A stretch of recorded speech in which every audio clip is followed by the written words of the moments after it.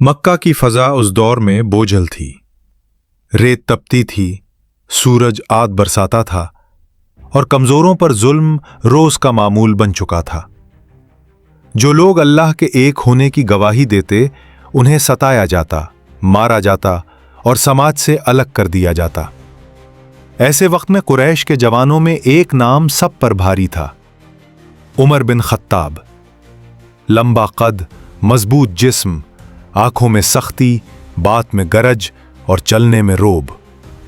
लोग कहते थे जब उमर किसी बात पर आ जाए तो फिर कोई रुकावट बाकी नहीं रहती। वो अपने कबीले की रिवायत, आबा व अजदाद के तरीके और मक्का के समाजी निज़ाम के सख्त मुहाफिज थे। उन्हें यह बात बर्दाश्त नहीं थी कि लोग एक नया दीन कबूल कर रहे हैं जो बराबरी, इंसाफ और अल्लाह की बंदगी की बात करता है। एक फैसला कुन दिन। एक दिन उमर बिन खत्ताब ने गैर मामूली सख्ती के साथ घर से कदम बाहर रखा। कमर से तलवार लटक रही थी, चेहरे पर संजीदगी और गुस्सा था। दिल में एक ही ख्याल था, इस मामले का हमेशा के लिए खात्मा होना चाहिए। रास्ते में उनकी मुलाकात नईम बिन अब्दुल्ला दो से हुई, जो दिल ही दिल में इस्लाम कबूल कर चुके थे मगर जाहिर नहीं करते थे।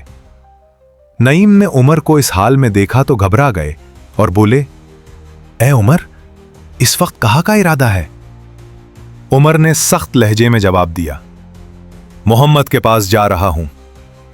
नईम ने बात को समझ लिया और फौरन कहा, पहले अपने घर की खबर तो लो। उमर चूक गए, क्या मतलब? नईम ने कहा, तुम्हारी बहन फातिमा और उसका शौहर नए दीन को इख्तियार कर चुके हैं। बहन का घर यह सुनते ही उमर का चेहरा सुर्ख हो गया। वो सीधे अपनी बहन फातिमा बिन्त खत्ताब के घर की तरफ बढ़ गए। घर के अंदर से मध्यम आवाज आ रही थी, कोई आहिस्ता आहिस्ता पढ़ रहा था। दरवाजा जोर से खटखटाया गया। फातिमा ने दरवाजा खोला तो सामने उमर खड़े थे। उमर ने बुलंद आवाज में कहा, यह कैसी ये बातें सुन रहा हूं? तुमने भी वही रास्ता इख्तियार कर लिया है? गुस्से में आकर उन्होंने बहन को धक्का दिया। फातिमा जमीन पर गिर गईं, चेहरे से खून बहने लगा।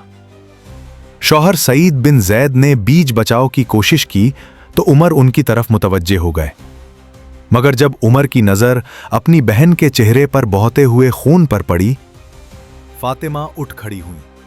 चेहरे पर दर्द था मगर आवाज मजबूत थी। उन्होंने कहा, हां उमर, हम अल्लाह और उसके रसूल पर ईमान ला चुके हैं, अब जो करना है कर लो। ये अल्फाज उमर के दिल में तीर की तरह लगे।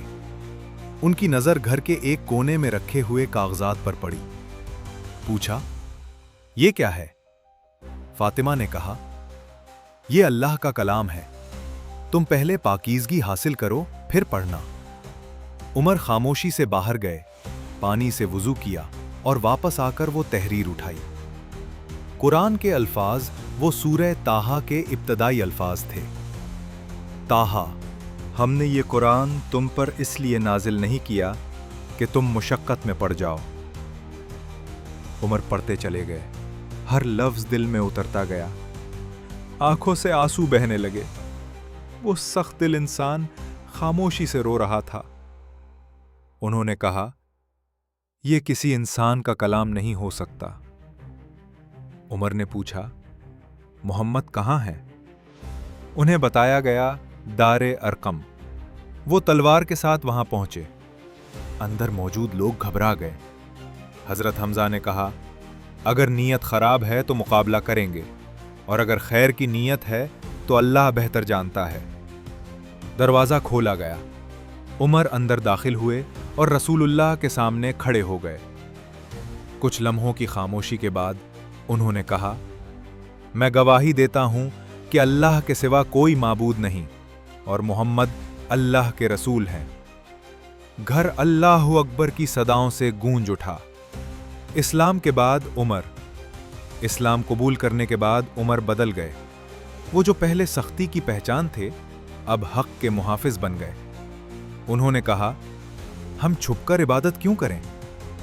मुसलमान पहली बार खुले आम खाना काबा गए। قریش حیران رہ گئے۔ خلافت اور عدل۔ جب عمر خلیفہ بنے تو انصاف کی مثال قائم کی۔